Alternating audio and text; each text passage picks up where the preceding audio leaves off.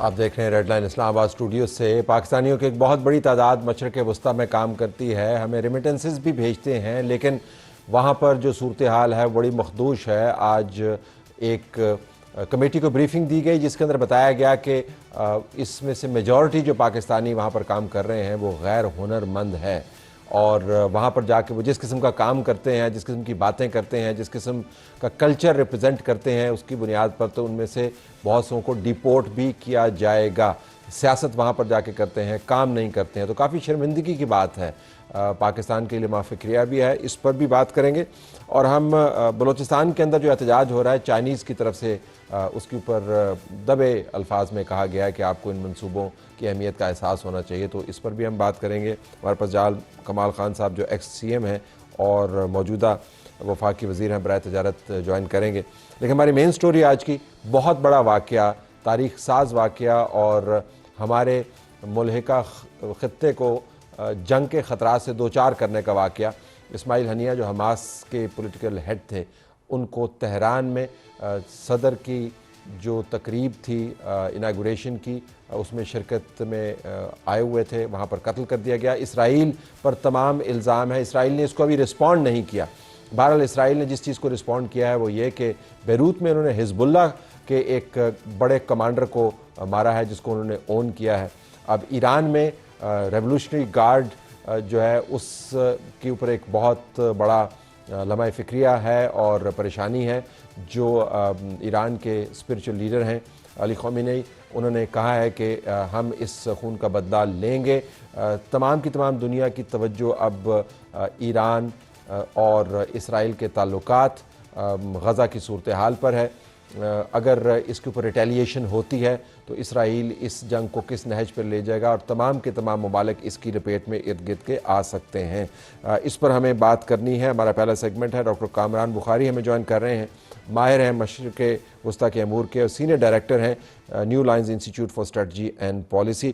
कामरान बुखारी साहब बहुत शुक्रिया। मुझे याद है कि जब हमास ने एक्टिविटी की थी और उसके बाद अटैक किया था और लोगों को अगवा करके वो साथ ले गए थे, तो हमारी आपकी बातचीत हुई थी, तो और आपने कहा था कि ये मामला यहाँ पर रुकेगा नहीं। And now we see that expand.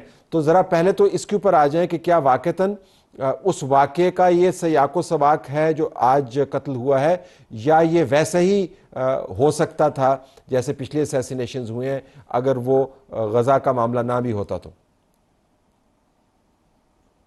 जी तलत, बहुत शुक्रिया। देखें, हर जो वाक़या होता है उसका कोई ना कोई सयाको सबक तो होता ही है। तो ये मैं समझता हूँ कि बिल्कुल जो है ऑर्गेनिकली जुड़ा हुआ है। 7 अक्टूबर पिछले साल जो हमास ने हमला किया, जिसके बाद जो है वो एक बहुत ही शदीद जंग छिड़ गई गजा के अंदर, और जो बदस्तूर जो है मतलब स्टेप बाय स्टेप वो फैलती जा रही है। मीडिया में बात करती होती है तो लोग कहते हैं जी कि बड़ी जंग होने का खतरा है। मैं ये कह रहा हूँ कि बड़ी जंग हो रही है, बड़े अरसे से हो रही है। उसके मुख्तलिफ थिएटर खुलते हैं, वो उतनी इंटेंसिटी से नहीं खुलते जिस तरीके से हमारे जहनों में एक कन्वेंशनल जंग का जो है वो तस्वर होता है। और जो हमने गजा में देखा, हर बैटल स्पेस का अपना एक लॉजिक है। तो लेकिन साथ ही साथ मैं ये कहना चाहूँगा कि ये जो स्टेप बाय स्टेप एस्केलेशन हो रही है इसराइल की जानिब से, ये इसलिए है क्योंकि ईरान जो है वो अपने जो प्रॉक्सीज हैं उसके थ्रू इसराइल को जो है ना एंगेज कर रहा है। तो एक तरफ से हुतीज कर रहे हैं, हिजबुल्लाह का कर रहा है, इराकी मिलिशियाज कर रहे हैं, सीरियन मिलिशियाज कर रहे हैं, जबकि इसराइल चाहता है कि वो हमास के ऊपर फोकस करे, गजा के ऊपर फोकस करे। तो अब किसी तरीके से जो है इसराइल को जवाबी कार्रवाई करनी है, लेकिन उसको खदशा ये है कि वो भी एस्केलेशन नहीं चाहता, क्योंकि लेने के देने पड़ सकते हैं। उन्होंने 18 साल जो है ऑक्यूपेशन की लेबनान की, 1982 से लेकर सन 2000 तक, और उसके बाद बिल आखिर उनको वहाँ से इनखला करना पड़ा। उसके बाद दोबारा जंग 2006 में हुई हिजबुल्लाह के साथ, उसमें भी उनको पसपाई हुई, वो अहदाफ अपने हासिल नहीं कर सके, स्टेलमेट की सिचुएशन थी। तो उनको बखूबी पता है कि अगर वो हिजबुल्लाह के साथ बहुत बड़ी पैमाने की जंग में जो है ना मुलव्वस हो जाएंगे तो वो उनके लिए बहुत ही डेंजरस सिचुएशन हो जाएगी, दो फ्रंट वॉर हो जाएगी। तो उनका स्ट्रेटजी ये है कि अगर ये सब ईरान के प्रॉक्सीज हैं और जवाबी कार्रवाई तो करनी होती है इन प्रॉक्सीज के ऊपर, लेकिन ईरान को भी मैसेज जाना ज़रूरी है उनकी जानिब से। तो इस वजह से मैं समझता हूँ ये हम जो इस्माइल हनिया का जो हलाकत हुई है, असैसिनेशन हुआ है, ये उस सिलसिले की कड़ी है। अच्छा कामरान, अगर मैं आपसे पूछ पाऊँ, आपने कहा कि इसराइल एस्केलेशन नहीं चाहता और दो फ्रंट वॉर नहीं चाहता, लेकिन उसने जो दोनों स्ट्राइक्स की हैं वो दो फ्रंट्स के ऊपर ही की हैं। हिजबुल्लाह के कमांडर को उन्होंने बैरूत के अंदर अटैक किया, हनिया को कम अज़ कम शवाहिद तो यही है कि इसराइल ने ओन तो नहीं किया, लेकिन इसराइल ने किया है, वो ईरान में किया। तो ये तो बहुत बड़ी एस्केलेशन है, इसके ऊपर तो इत्तेफाक राय डेवलप हो रहा है कि ये तो नेक्स्ट लेवल की एस्केलेशन है। जी, आपने सही फरमाया, लेकिन एक वो कॉन्सेप्ट है एस्केलेट टू डी एस्केलेट। तो वो एस्केलेशन का भी कोई मंतक होता है ना, escalation for the sake of escalation तो नहीं होती ना, कोई स्ट्रेटेजिक अहदाफ होते हैं, कुछ हासिल करना चाहते हैं। तो इस वक्त क्या इम्पेरेटिव है इसराइल का, क्योंकि जो है वो बहुत दबाव में है आलमी सतह के ऊपर। पहली दफ़ा अमेरिका के अंदर उनके खिलाफ आवाज़ें उठी हैं बड़े पैमाने के ऊपर। तो इसराइल दबाव में है, तो उसके पास इतनी रूम फॉर मनूवर नहीं है। फिर यह है कि उनके नॉर्दर्न एरियाज ऑलरेडी जो हैं वो हिजबुल्लाह की रॉकेट्स और मिसाइल्स की जद में हैं, और वहाँ पे जो है कोई लाख एक लोग अपना घर छोड़ के, तो वो जो है मजीद जो है अपना मुल्क के वस्ती इलाकों में और जनूबी इलाकों में जो है ना उन्होंने नकल मकानी की है। तो ये एक सिचुएशन है। ऐसी सिचुएशन में समझने की जरूरत है कि इसराइल स्ट्रेटेजिकली चाह क्या रहा है। उसके पास ऑप्शन है, इसराइल जो है अगर हम हिजबुल्लाह की तरफ से अटैक्स होते हैं, उसका एक चॉइस ये है कि एक ऑप्शन ये है कि आप उनके ऊपर चढ़ दौड़ें, जिस तरीके से आप हमास पे चढ़ दौड़े थे। वो जो है डिजास्टर्स है, जैसे मैंने पहले ही अर्ज कर दिया। उसमें जो है जीत की जो है या फतह होने की जो है ना इम्कानात बहुत ना होने के बराबर है। तो फिर क्या करें?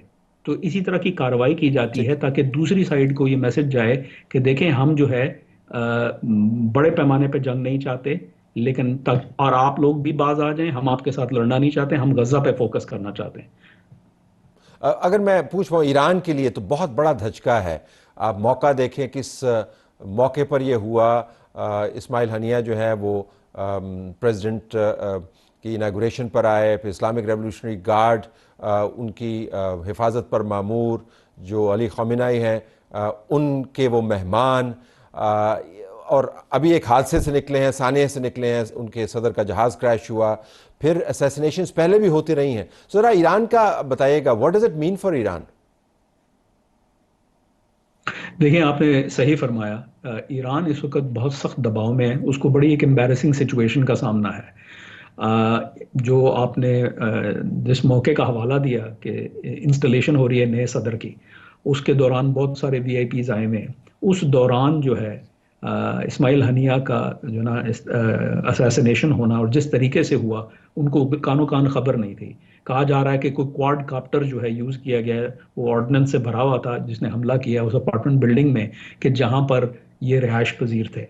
तो ये एक तरह से जो आईआरजीसी की जो एक मशहूरी है दुनिया के अंदर के, जो बड़े फाल हैं और उन्होंने पूरे अरब दुनिया के अंदर अपना जाल फैलाया हुआ है, लेकिन ये उनकी कमजोरियों वल्नरेबिलिटियों को एक्सपोज करता है। और अब उनके ऊपर दबाव है कि वो किसी तरीके से कोई जवाबी कार्रवाई करें ताकि इस सिचुएशन से वो अपने आप को निकाल सकें। जैसे पहले इसराइल जो है मुश्किल सिचुएशन में थी, और उसने इन जो है हिजबुल्लाह और हमास के लीडरों की हलाकत के थ्रू अपनी पोजीशन को मजीद बेहतर किया है। अब ईरान की बारी है। ईरान ने जो है अगर अपनी पोजीशन बेहतर करनी है, उसके पास क्या ऑप्शंस हैं? डायरेक्ट ईरान ने हमला करके देख लिया, उसका कोई फायदा नहीं हुआ। और जिस तरीके से इसराइल नहीं चाहता कि वो लबनान में जो है बड़े पैमाने पे जंग करे, ईरान भी नहीं चाहता, हिजबुल्लाह भी नहीं चाहता कि वो बड़े पैमाने पे इसराइल को एंगेज करें और लबनान में तबाही बर्बादी हो। और वो वहां तक नहीं रुकेगी, शाम में भी चली जाएगी, और हो सकता है कि इराक तक भी फैल जाए। तो ये चीज उनके लिए कंस्ट्रेंट है। तो अब देखना यह है कि क्या अब इसके बाद मजीद राउंड्स होंगे एस्केलेशन के, या फिर यह है कि इसके बाद जो है कोई बैठ के तो जो है ना बैक ऑफ या डी एस्केलेशन तो का जो जब ईरानियन अपना जो हदफ है वो दोनों साइड हासिल कर। ईरानियन स्पिरिचुअल लीडर जब ये कहते हैं कि हम इस खून का बदला लेंगे, तो हमने जो माजी में उनके रद्द-ए-अमल देखे हैं वो तो ना होने के बराबर हैं। जो 300 उन्होंने मिसाइल दागे भी हमने देखा कि उससे पहले उन्होंने बता दिया था, अहदाफ पर वो नहीं पहुंच पाए। उसके अलावा जो असैसिनेशंस हुई उसके ऊपर उन्होंने कंडेम किया, इन्वेस्टिगेशन की, उनकी काउंसलेट के ऊपर हमला हुआ, उनके साइंसदान मारे गए, उनके मिलिट्री कमांडर मारे गए। तो उन्होंने स्ट्रेटेजिक पेशेंस दिखाई है, लेकिन ये तो it's a cut above the rest, this is completely different situation. तो वो जब आप सुनते हैं उनको ये कहते हुए कि हम इस खून का बदला लेंगे, तो उससे क्या मुराद है? देखें, बयानात जो होते हैं वो उनके बहुत सारे जो है वो बहुत सारी ज़रूरियात को पूरा करते हैं।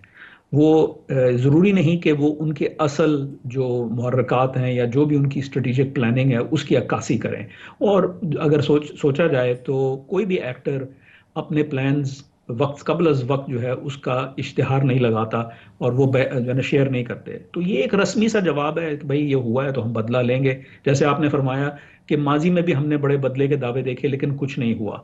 देखें, ये पहली दफा नहीं है इसराइल ने ऑपरेशन किया है ईरान की सरजमीन पे। अभी आप हवाला दे रहे थे वो उनका जो न्यूक्लियर साइंसदान था मोहसिन फखरीजादे, जिनको नवंबर 2020 में जो है तेहरान के करीब जो है वो असैसिनेट किया गया था। वो भी बड़ा कॉम्प्लेक्स ऑपरेशन था, बल्कि बताया जाता है कि जो है उसमें कोई रोबोटिक जो है वो गन यूज की गई थी।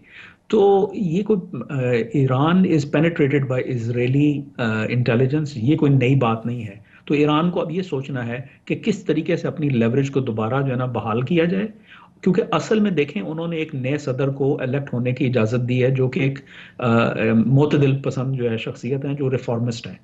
उसका क्या मतलब है? उसका मतलब ये है कि वो ईरान से अमेरिका से बातचीत करके तो कोई नेगोशिएशन करना चाह रहे हैं, अपने हालात बेहतर करना चाह रहे हैं। उनकी इकोनॉमी के ऊपर बहुत बड़ा दबाव है सैंक्शंस की जानिब से। तो वो जो है एक एक तरफ ये इम्पेरेटिव है, दूसरी तरफ जो है उनको मजीद नुकसान होने का खदशा है। तो देखना यह है कि वो कैलकुलेट क्या करते हैं। बदला भी लेना है लेकिन ऐसा नहीं लेना कि हाँ भाई जो है बिल्कुल ही हालात बिगड़ जाएं। तो एक पॉइंट पे आके एक्विलिब्रियम होना जो है, ये टिट फॉर टैट किसी एक्विलिब्रियम को पहुंचेगा, ये नहीं पता कब पहुंचेगा। और फिर वहां जो है से फिर डी एस्केलेशन का सफर शुरू होगा। ज़रा ईरान के अंदरूनी मामलात पर भी क्विकली अगर आप हमें कुछ थोड़ी सी इंसाइट फ्राहम करें कि ईरान के अंदर प्रोटेस्ट का पोटेंशियल बहुत है। हमने देखा है प्रोटेस्ट का पोटेंशियल हिजाब के मामले के ऊपर हमने देखा तवील मुद्दत प्रोटेस्ट हुए, उसका रिस्पांस भी आया।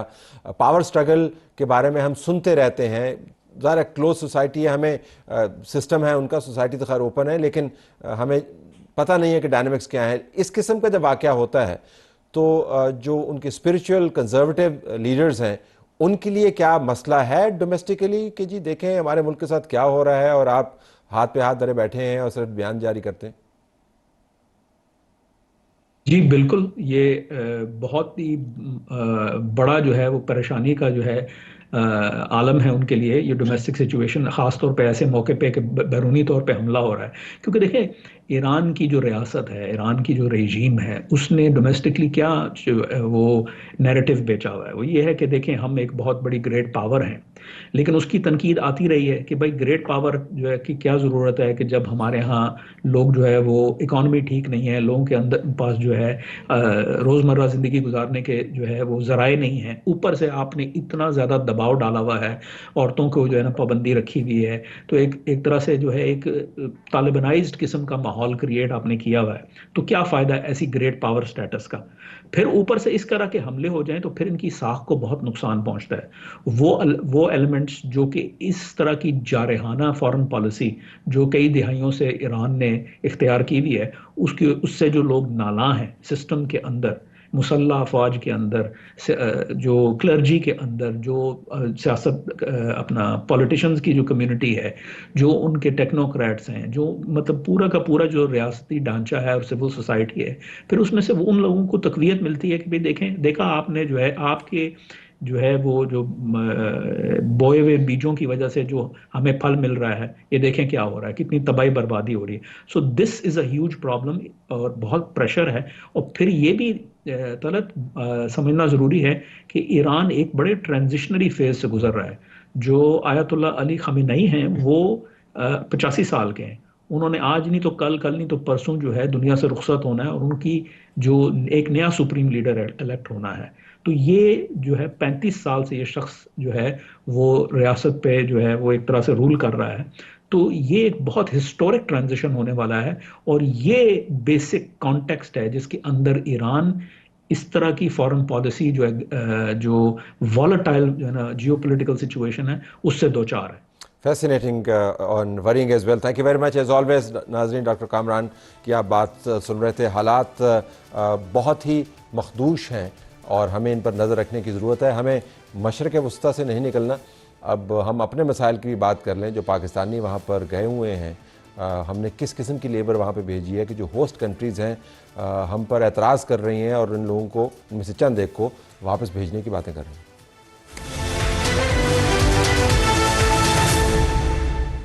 नाज़रीन, कल सेनेट कायमा कमेटी बराए समंदर पार पाकिस्तानियों को ब्रीफिंग दी और ब्रीफिंग देने वाले थे वजारत ओवरसीज़ हुकाम। और जो बातें उसके अंदर हुई वो बड़ी परेशानी की भी बातें हैं और शर्मिंदगी की भी बातें हैं। यूएई, कतर, कुवैत, इस तरह के ममालिक हमारी लेबर के बारे में और हमारे ओवरसीज़ पाकिस्तानीज़ के बारे में बहुत ज़्यादा कंप्लेंट्स कर रहे हैं। जो लेबर का रवैया दुरुस्त नहीं है, हुनरमंद वो नहीं है। जो लोग वहाँ पे जा रहे हैं, ख़वातीन कहीं बैठी होती हैं, वीडियोस बनाना शुरू कर देते हैं, वहाँ पर गज़ा के ऊपर वीलॉग्स शुरू कर देते हैं, सियासत करना शुरू कर देते हैं। और उन्होंने कहा जी कि अगर हालात यही रहे तो हमने फिर अफ्रीका से बंदे जो हैं हायर करने शुरू कर देने और आपकी लेबर का तो पता नहीं क्या बनेगा। 96% पाकिस्तानी खलीजी ममालिक में जा रहे हैं। और ये याद रखें कि हमारी फॉरेन रेमिटेंसेस का बहुत बड़ा हिस्सा, मेजॉरिटी रेमिटेंसेस जो हैं वो मिडल ईस्ट से आती हैं। हमें ज्वाइन कर रहे हैं सेनेटर ज़ीशान खान ज़ादा साहब, चेयरमैन सेनेट कायमा कमेटी बराए ओवरसीज़ पाकिस्तानी। सेनेटर साहब बहुत शुक्रिया। जब आपने ये ब्रीफिंग सुनी तो ज़रा मैं आपके ख्यालात जानना चाहूँगा कि व्हाट वर यू थिंकिंग, कि आप क्या सुन रहे हैं, क्या हक़ाइक़ हैं ये? बहुत शुक्रिया तारिक साहब। देखें, जिस तरह आपने कहा, आपने तो काफ़ी चीज़ें बताई हैं और एक लंबी चौड़ी लिस्ट है कि भाई ये इश्यूज आते हैं। लेकिन मेरे ख्याल से इसमें जो ज़रूरी बातें हैं वो ये हैं कि एक तो जो रिसेंटली इनकी तरफ से जो रिपोर्ट्स आती हैं, जितने भी स्पेशली जो गल्फ स्टेट्स हैं, कि जितने भी पाकिस्तानी ज़्यादातर कुछ विजिट वीज़ा पे जाते हैं वो फिर उधर इलीगली रहना शुरू करते हैं और शायद भीख मांगना जो है तो वो इनका एक प्रोफेशन बन जाता है। और कोई लोग कहते हैं कि जी ये एक पूरा माफिया है जो कि ये सारी चीज़ मैनेज करते हैं, कोई क्या कह रहा है। लेकिन ये चीज़ जो है तो ये एक, अब जितनी भी रिपोर्ट्स आई हैं, पहले तो हम भी नहीं मानते थे लेकिन अब ये हकीकत है और ये चीज़ें होती हैं।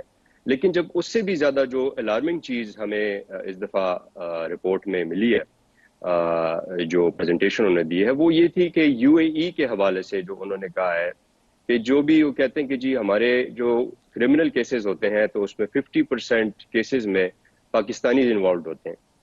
तो ये एक बड़ी स्टेटमेंट थी जिसपे कमेटी ने कहा कि जी इस बात को तो हम इस तरह एक्सेप्ट नहीं करेंगे। आप ज़रा हमें इस पे डिटेल बताएं कि ये किस तरह से आपको ये रिपोर्ट आई है, या ये कोई ऑफिशियल रिपोर्ट है या किस तरह से है, और इस पे कोई हमें डिटेल दें कि ये किस तरह के क्रिमिनल केसेस हैं। क्योंकि अगर वाकई में ये सच हो तो हमें तो इस पे वॉर फुटिंग पे काम करना चाहिए। और कि जिस तरह आपने कहा, ये तो हमारी लाइफ लाइन है जो रेमिटेंस हमें आती है, तो ये चीज़ें हमें रोकनी पड़ेगी। इसको हमें जो भी इसके लिए फिर स्टेप्स लेने पड़ेंगे। तो ये मेरे इस पे अभी तक जो तासुरात हैं वो यही हैं। ये भी फरमाइएगा कि हम और आप और बहुत सारे लोग जो हैं व्यूअर्स वो भी ट्रैवल करते हैं और जब भी हम मशरक़ वस्ती के तवसत कहीं पे जा रहे होते हैं या मशरक़ वस्ती में जा रहे होते हैं तो सारे अपने जो कंपेनियंस हैं उनको जांचते हैं। तो एयरपोर्ट्स पर भी अगर आप हालात जाके देखें तो जो लेबर हम भेज रहे हैं उसकी क्वालिटी के ऊपर तो हमारे ज़हन में भी बड़े सवालात हैं। इसके ऊपर कोई स्ट्रेटजी नहीं बनानी चाहिए कि कौन वहाँ पर जा रहा है? पाकिस्तान का वो एम्बेसडर है, हर बंदा जो वहाँ पे जा रहा है मुल्क का फ्लैग होल्डर है, और जब वहाँ पर जाकर वो ऐसी हरकतें करते हैं तो मुल्क की बदनामी होती है। तो इसका कोई फिल्टर नहीं होना चाहिए? जी जी, बिल्कुल नतर साहब, आपने बड़ी अच्छी बात की है। देखें, एक तो मैं ये कहूँगा कि सबसे बड़ी वजह यह है कि जो मुल्की हालात हैं आजकल, सबको पता है कि पिछले 2-3 सालों से जो तादाद है लोगों की बाहर जाने की वो बहुत बढ़ गई है। बल्कि ये भी कहा जाता है कि पासपोर्ट ऑफिस के पास जो प्रिंटिंग पेपर है वो भी ख़त्म हो रहे हैं। तो इसमें देखें जब इतने लोग जाते हैं तो हर किस्म के लोग जाते हैं। एम्बेसीज के ऊपर भी बड़ा लोड है क्योंकि विजिट वीज़ा पे भी बड़े लोग जा रहे हैं। अब एम्बेसीज को भी चाहिए कि जब वो वीज़ा देते हैं तो आया ये जो कैरेक्टर सर्टिफिकेट वगैरह कुछ कई रिक्वायरमेंट्स होती हैं वो भी देखने चाहिए। वो भी हमें जो हमारे इदारे हैं, अगर इंटीरियर मिनिस्ट्री हो गई या ऐसे और इदारे हैं जो कि इन चीज़ों की तस्दीक करती है, तो वो चीज़ें हमें फिर से रिविजिट करनी पड़ेंगी। एक तो ये मैं समझता हूँ कि ज़रूरी चीज़ इसमें आ गई है। दूसरी चीज़ ये है कि जो विजिट वीज़ा के अलावा ये जो एम्प्लॉयमेंट वीज़ा पे जाते हैं उसमें हमें बताया गया है कि 95% जो लोग जाते हैं वो जो प्राइवेट एजेंट्स होते हैं उनके थ्रू जाते हैं। सिर्फ 5% जो है तो वो गवर्नमेंट की तरफ से जाते हैं, जो गवर्नमेंट टू गवर्नमेंट एग्रीमेंट्स होते हैं। तो उसमें जो है तो काफ़ी जो 5% वाले होते हैं उसमें काफ़ी बेहतर लोग जो होते हैं। अब ये प्राइवेट एजेंट्स जो है अब सबको पता है पाकिस्तान में कि ये पैसे लेके तो हर किस्म के लोग जो हैं तो उनको भेज देते हैं। उनके अगर स्किल लेवल, एजुकेशन लेवल ये चीज़ें नहीं भी होती वो फिर भी उनको वीज़ा किसी तरीके से दे के तो वो चले जाते हैं। अब इस पे हमने कहा कि इसकी क्या रोकथाम है, तो उन्होंने कहा कि जी हमने पिछले कुछ अरसे में जो है तो स्क्रूटनी की है। कोई 4000 प्राइवेट एजेंट्स में से कोई 1500 जो है तो उसमें डमी और कोई मतलब ऐसे लेस परफॉर्मेंस थी जिनकी, तो उनको हमने ख़त्म कर दिया है। तो अभी फ़िलहाल वो और कर रहे हैं, प्राइवेट एजेंट्स को लेंगे। तो मेरे ख़्याल से ये जो स्टेप्स हैं तो इस पे हमने कमेटी को जो हमने इसको और भी देखना है कि इसमें और हम क्या कर सकते हैं। और सही बात तो यह है कि स्पेसिफिक्स और स्पेसिफिक रिकमेंडेशंस हम तब दे पाएंगे जब हमें ये सारी चीज़ों का पता चलेगा कि एग्जैक्टली क्या क्या हो रहा है, क्योंकि ये तो हमारी कमेटी की अभी पहली मीटिंग थी और ये ब्रीफिंग थी, इंट्रोडक्टरी मीटिंग थी जिसमें ये चीज़ें सामने आई हैं। जी बहुत शुक्रिया, लेकिन थी बड़ी एक्सप्लोसिव किस्म की मीटिंग और ख़तरनाक सूरत हाल इस वजह से भी है कि उनकी तरफ से ये भी अंदिया आ रहा है कि अफ्रीका की तरफ हम रिक्रूटमेंट अपनी मोड़ देंगे। और हमने ऑलरेडी बरतानिया में देखा कि सर्विसेज सेक्टर जो है वो कैसे इंडियंस के पास चला गया। हमने मशरक़ वस्ती में लेबर का रुख मुड़ते हुए देखा, वो बांग्लादेशीज़ के पास चला गया, फ़िलिपीनीज़ के पास चला गया। तो पाकिस्तान के लिए जो लाइफ लाइन है इसको तो हमें देखना है। बहुत शुक्रिया आपने हमें ज्वाइन किया। उम्मीद करते हैं कि आप इस मामले से नज़र नहीं हटाएंगे। हमारा प्रोग्राम जारी है।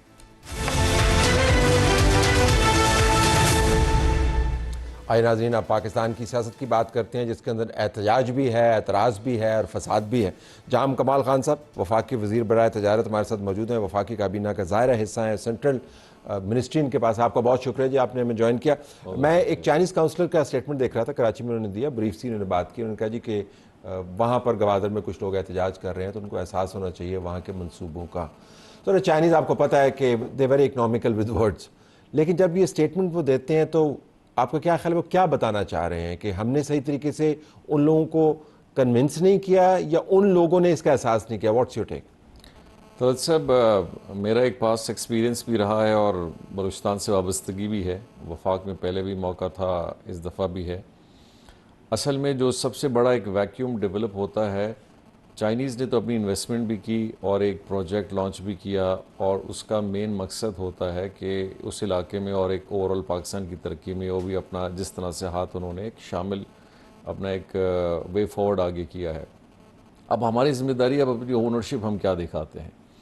हमारी ओनरशिप में ज़्यादातर पॉलिटिकल पार्टीज़ अपने आप को एक बैकफुट पे रखती है और वेट करती है एक अपॉर्चुनिटी की जिस पे सियासत की जा सके।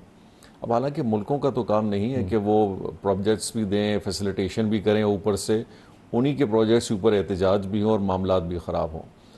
हमारे दौर में भी तकरीबन बहुत सारे ऐसे एहतजाज हुए, लेकिन हमने उनको एड्रेस किया एंड आई एम श्योर कि सरफराज भी इसको उसी तरह एड्रेस करेंगे। वहाँ के लोगों की जो जेन्युइन इश्यूज़ हैं, जब तक हम उनको एड्रेस नहीं करेंगे, लोग इस तरह इस कैप्टिविटी का शिकार होते रहेंगे। अब पुरानी बात है कि आप अगर आप ग्वादर शहर में जाएं, ग्वादर के मसाइल भी देखें और बड़े स्टिंजेंट और सीरियस इश्यूज़ हैं। और मेरे ख्याल से यहाँ भी जो चाइनीज़ काउंसिल की तरफ से जो जिस बात के ऊपर वो निशानदेही कर रहे हैं कि हमारी इतनी लॉन्ग टर्म इन्वेस्टमेंट है और एक इतना एफर्ट है और फिर भी अगर ये चीज़ें सबोटाज हो जाती हैं तो इनको इसका मतलब है कि हम सीरियस देखें, हुकूमत देखे, सूबाई हुकूमत देखे और इनको एड्रेस करें। तो प्रोजेक्शन का मसला है या पॉलिटिकल ओनरशिप का मसला है? क्योंकि वहाँ पर तो तमाम जमातों का इसमें फ़ायदा होगा अगर ये प्रोजेक्ट्स बनेंगे, अगर पोर्ट चलती है और ट्रेड होती है, शिपिंग होती है। सो अगर आप लॉन्ग टर्म विजन देखें तो it's a win win for everybody. So Chinese तो ये कह के मेरे ख्याल में थक भी गए हैं। कुछ जमातें बलूचिस्तान में ऐसी हैं कि जो तरक्की पर उन्होंने कभी सियासत की नहीं है, इश्यूज़ पे की है। तो अगर आप तरक्की ला के इश्यूज़ को सॉर्ट करेंगे तो फिर सियासत नहीं हो सकेगी। और मैंने देखा यही एक नैरेटिव रहा है जो कि एक बहुत एक्सट्रीम व्यू पे लेफ्टिस्ट और राइटिस्ट का बलूचिस्तान में है। फेडरेशन की तरफ से जितनी भी जमातें हैं वो हमेशा काम की तरफ तवज्जो देती हैं कि बलूचिस्तान बने। बाकियों को मौका मिलता है वो हमेशा एक नैरेटिव बिल्डिंग पे बात करते हैं और कोशिश करते हैं कि उन चीज़ों की तरफ जाएं जहाँ से उनको पब्लिक सेंटिमेंट्स का ज़्यादा एक फ़ायदा मिले। अभी आपने देखा है कि वहाँ के एमपीए थे जिन्होंने एक बहुत बड़ा एक ग्वादर में एहतजाज रखा, बहुत बड़ा ग्वादर में एहतजाज, आज एमपीए हैं। तो एक सवाल बनता है कि उनके लिए भी इतने, इनसे भी ज़्यादा लोग थे, तो क्या इसका मतलब है वो एड्रेस नहीं कर सके? हमारे लोगों का एक बहुत बड़ा है कि वो बेचारे बड़े सिंपल लोग हैं, बातों में आ जाते हैं, तकारीर में आ जाते हैं, लेकिन जो ज़िम्मेदारान हैं जब ऐसे पोजीशंस पे जाते हैं और रियलाइज़ करते हैं कि जी हम बस बातों की हद तक तो चीज़ें ठीक थी, हल हम भी नहीं कर सकते। तो इस सेंटिमेंट को एड्रेस करना होगा जिसकी वजह से लोग बाहर निकलते हैं और एहतजाज आपको लगता है कि बड़ा तगड़ा एहतजाज है, लेकिन वो आप कह रहे हैं कि वो सेंटिमेंट को एड्रेस करने वाले ज़्यादा लोग हैं नहीं, वो तो सियासत करने वाले हैं उसके ऊपर। वो सियासत करेंगे, हमारी जिम्मेदारी हम एड्रेस करें। वफाकी काबीना में इसके ऊपर कंसर्न है? डज इट बलूचिस्तान पे प्राइम मिनिस्टर साहब का बहुत सीरियस कंसर्न है। आप यकीन करें जब भी हमारी कोई मीटिंग होती है, डेलीगेशन होती है, B2B होती है, यहाँ तक कि वो बार बार उन सूबों का जिक्र करते हैं कि जहाँ से नुमाइंदगी कम होती है, बिल्कुल होनी चाहिए। हमें अभी आपने देखा है कि बलूचिस्तान का एक सोलर ट्यूबवेल का एक बहुत बड़ा इशू है। मैं 10 साल उसको देख चुका हूँ कि वो कभी पाए तकमील तक नहीं पहुँचा। प्राइम मिनिस्टर साहब ने एक एफ़र्ट की, अल्हम्दुलिल्लाह चीफ मिनिस्टर ने एक एफ़र्ट की, वजारत ने की। आज तकरीबन 27,000 ट्यूबवेल बलूचिस्तान के लोगों को जाके मिलेंगे। इस लेकिन हवाले से specifically Chinese concern on CPEC, क्या ये आपका ऑनगोइंग कंसर्न है वफाकी काबीना में? इसको एड्रेस करने के लिए कोई आपने पॉइंट पर्सन अपॉइंट करते हैं? मतलब वफाकी काबीना इसको किस तरह रिएक्ट कर रही है? वफाकी काबीना में देखें जी, जो प्राइम मिनिस्टर साहब का विज़िट चाइना का रहा, उसके बाद उसके फॉलोअप्स रहे, और जो एक बहुत बड़ा सक्सेसफुल B2B हमने किया, एंड मुसलसल विज़िट्स हो रहे हैं चाइना के, तो ये शो करती है दैट सिंसेरिटी और वो कमिटमेंट कि जी हम चीज़ों को ओन कर रहे हैं और चीज़ों को किसी लेवल, ये नहीं कि हमारी कमिटमेंट सिर्फ एक जगह है, हम अपनी कमिटमेंट सबके साथ रख रहे हैं, चाहे वो UAE के साथ हो, चाहे वेस्ट के साथ हो, सब की तरफ है। और मेरे ख्याल एक बड़ा अच्छा नैरेटिव है जहाँ हम ये दिखाना चाह रहे हैं कि हम किसी के साथ वन साइडेड पॉलिसी में नहीं है, लेकिन हम मेरिट पे उन सब चीज़ों को पूरा करेंगे जहां उसकी रिक्वायरमेंट। लेकिन ज़मीनी हक़ाइक़ को तो ज़ाहिर तब्दील होना होगा ताकि इस किस्म के वाक़यात ना हो, और जो इन्वेस्टर है वो फिर कॉन्फिडेंस उसका वो दबे अल्फाज में हमें बार बार याद दहानियाँ ना कराता रहे। गेयर शिफ्ट करते हैं, ज़रा लार्जर सीन के ऊपर आ जाते हैं। महमूद खान अचकज़ई साहब का नाम आता है कि जी वो इमरान खान ने नॉमिनेट उनको किया है और फ़ौज के साथ निगोशिएशंस के लिए, अगरचे आज बैरिस्टर गौहर की स्टेटमेंट है कि हम खुद निगोशिएट करेंगे। ज़रा तो महमूद खान अचकज़ई के रोल के बारे में जानना चाहूँगा कि अगर वो निगोशिएटर का रोल करते हैं, प्ले करते हैं, तो वफाकी हुकूमत को क्या काबिल कबूल होगा इस किस्म का निगोशिएटर इन बिटवीन? बलूचिस्तान के कंधे मेरे ख्याल हर लिहाज से इस्तेमाल होते हैं। देखिए इस चीज़ से ज़ाहिर होती है कि हम कितने उस मामले में सीरियस हैं। जहाँ तो मेरा ख्याल किसी ऐसी चीज़ में उम्मीद की किरण नज़र आती है तो मेरा ख्याल फिर बलूचिस्तान की ज़रूरत नहीं पड़ती। जहाँ मेरे ख्याल उम्मीदें बड़ी कम होती हैं तो फिर बलूचिस्तान की नॉमिनेशन भी आ जाती है। तो आप ये कहते हैं कि महमूद खान अचकज़ई का नाम देने से पता ही चलता है कि या तो उम्मीद नहीं है और या फिर कमिटमेंट नहीं है बातचीत के बारे में? मेरे ख्याल दोनों नहीं है। दोनों जी। बातचीत होनी चाहिए क्योंकि अब बयानिया ये बन रहा है कि आपकी हुकूमत चाहती है कि फ़ौज की और PTI की लड़ाई होती रहे। आर्गूमेंट में वज़न नहीं है, लेकिन ये आर्गूमेंट बहुत सुन रहे हैं। तो मैं आपका व्यू जानना चाहूँगा कि वाक़तन आप खुश-खुर्रम बैठे हैं कि ये दोनों आपस में लड़ रहे हैं, हमारी हुकूमत चल रही है?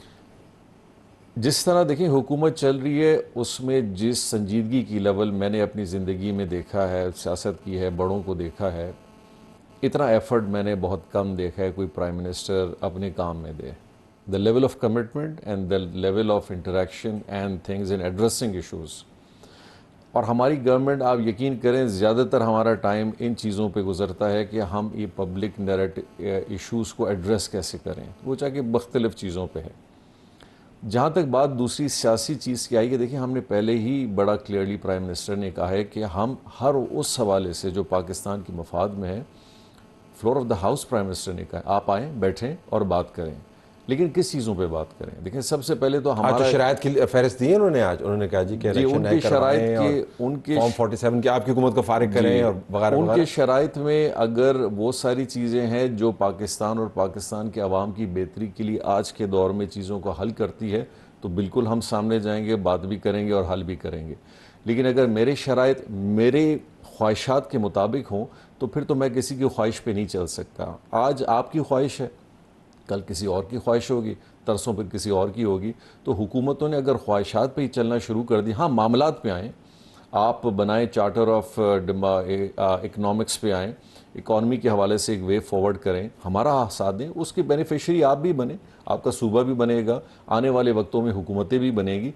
कम अज़ कम देखिए तलत साहब, एक चीज़ मैं आपको बड़ा क्लियरली बताऊँ, दुनिया में और पाकिस्तान में जो सबसे बड़ा प्रॉब्लम आज पाकिस्तान का है वो उसकी इकॉनमी का है। वो उस इकॉनमी से मईशत है, मईशत से रोज़गार है, रोज़गार से ओवरऑल इनकम है, एक आम आदमी की ज़िंदगी है, महंगाई है, बिजली है। ये अगर हम समझते हैं कि इशू है पाकिस्तान का तो बैठ के हल करें। लेकिन अगर वो तो आपकी लेजिटमेसी को नहीं मानते, वो तो आपको तो मानते ही नहीं है ना, वो देखें वो लिहाजा आपको तो मानने या न मानने से तो वो कोई चीज़ हल तो नहीं होती है। It's part. इसी तरह वो जब थे उनको भी बहुत सारे लोग नहीं मान रहे थे, लेकिन वो फिर भी रहे मिसाल। तो हुकूमतें तो रहेंगी, काम भी करेंगी और अपना टाइम भी पूरा करेंगी। कानूनी और जो जमहूरी अमल है उसके अंदर जो भी हिस्सा बनेगा, चीज़ें आगे सियासी आगे बढ़ती हैं। एतमाद का क्या लेवल है कि आपकी हुकूमत अपना टेन्योर पूरा करेगी? फिच की रिपोर्ट तो आपने देखी होगी, उसने आपको अगले 18 महीने दिए हैं, लेकिन साथ उसने अगला जुमला ये भी लिखा है कि अगर आपकी हुकूमत जो है इन द अनलाइकली इवेंट, उनका फ्रेज ये है, अगर वो ख़त्म होती है तो एक military backed government of technocrats आएगी। सो आपकी कॉन्फिडेंस लेवल क्या है? मेरे ख्याल से पाकिस्तान इस स्टेज पे इन सारी चीज़ों को ये स्टेबलाइज नहीं करती हैं पाकिस्तान को। मेरे और आपके लिए बड़े अच्छे सूदिंग, बड़े कभी कुछ लोगों को बड़ी सूदिंग लगती है जब ऐसी बातें सुनते हैं और फिर उस पर पूरा एक्सपर्ट्स बैठे होंगे, एक्सपर्ट्स बात होगा। लेकिन आपके मुल्क के साथ वाबस्तगी उस बिज़नेस कम्युनिटी की और इन्वेस्टमेंट की जो बाहर बैठी है, उनको ये चीज़ें बिल्कुल पसंद नहीं आती हैं। तो वही देखते हैं कि आपके अंदर जब स्टेबिलिटी और कंटिन्यूटी नहीं है तो वो आपके साथ इंगेज नहीं करते। और इसी तरह हमने देखा कि उन्होंने इंगेजमेंट्स कभी कभी बिल्कुल बंद ख़त्म कर दी। और आजकल के दौर में तो और इसलिए ज़्यादा है कि पोलराइजेशन बहुत दुनिया में बढ़ गई है और लोग बड़ा अपना इन्वेस्टमेंट को सिक्योर करना चाहते हैं। इसीलिए बड़ा मुश्किल होता है पाकिस्तान में इन लोगों को लाना और इनसे यहाँ पे कमिटमेंट दिलवाना, जो कि एक बहुत बड़ी अचीवमेंट हुई है इन पिछले 4 महीनों के अंदर। तो आपका ख्याल है कि इस वजह से कि आपको तसलसल चाहिए, बिजनेस कमिटमेंट का तसलसल चाहिए, लॉन्ग टर्म कमिटमेंट का तसलसल चाहिए इन्वेस्टर की, तो आपकी हुकूमत जो है वो मुहैया कर रही है वो मौका और ये फीलिंग मेरे ख्याल से। और ये जो बातें कर रहे हैं कि आप फारिग हो जाएंगे, आपको नवंबर में निकाल देंगे 18 महीने, इट्स ऑल कैबिनेट में क्या इसके ऊपर बात होती है? ये बात होती नहीं। कहते हैं ना जी, perception is the biggest enemy of any such stable situation. अब ये परसेप्शन क्रिएट करने में तो माशाल्लाह मेरा ख्याल इन पार्टियों के पास एक बहुत बड़ा महारत भी हासिल है और दुनिया में ये चलता भी है, पाकिस्तान में भी चलता है। लेकिन हम इस परसेप्शन के अंदर अपने आप को फंसाना किसी सूरत में नहीं चाहते। हम अपना काम करते रहेंगे और बिल्कुल उस पर ये जितनी परसेप्शन को स्ट्रॉन्ग करेंगे हम अपना काम और तेज़ करेंगे। I have to leave it there. आपका बहुत शुक्रिया, आपने हमें ज्वाइन किया।